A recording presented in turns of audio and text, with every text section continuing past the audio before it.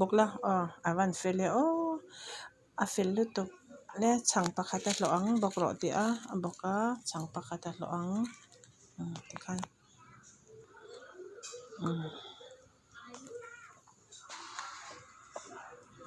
du le to tinami reading ro le ni le nakro dingla ai sorry ka tipal ka thau kha icharanga i ei tura ni lo i ei tura ni lo nu i hey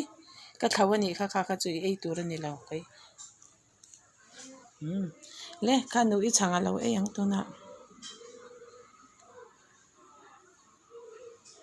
ding ro le nakro le dingla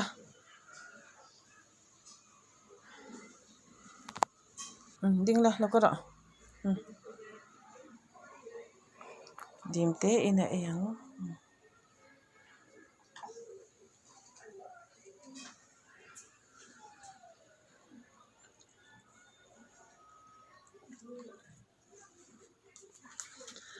Afelenia nui chu tu manan tluk lau ti ro nui he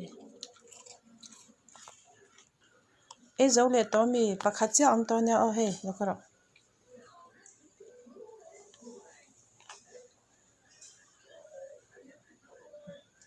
kale changai du ka kut aro le aro ka kut e ka kut zo ka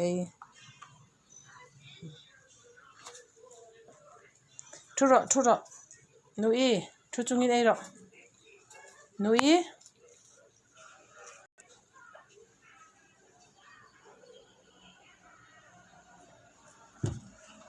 chicken ei mi ni te mi hi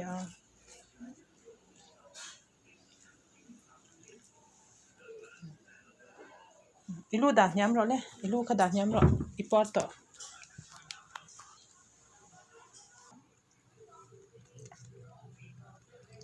da nyam ro ilu ka ti chu heta ike da na diklo ike da dang kha diklo lom nyam ro nyam te tikhan fin mel den om ro I fing si lo mo fin mel den om ro le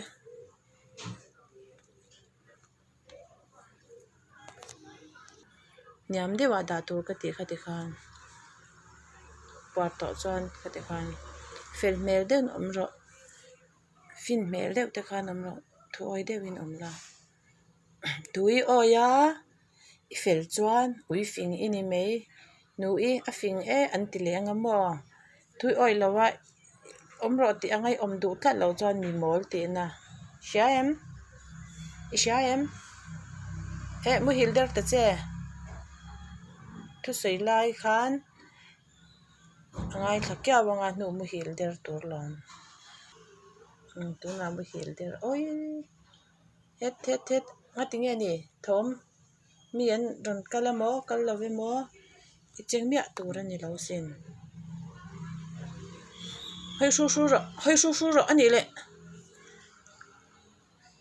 duna alo hoi shu ang khu ruti kaldon khu ruti pona chak don arukin nui chu ava phakar ve o nui ruti kal le don lo pon chwa va chak ve tikhan ruti bula hani om tlat thina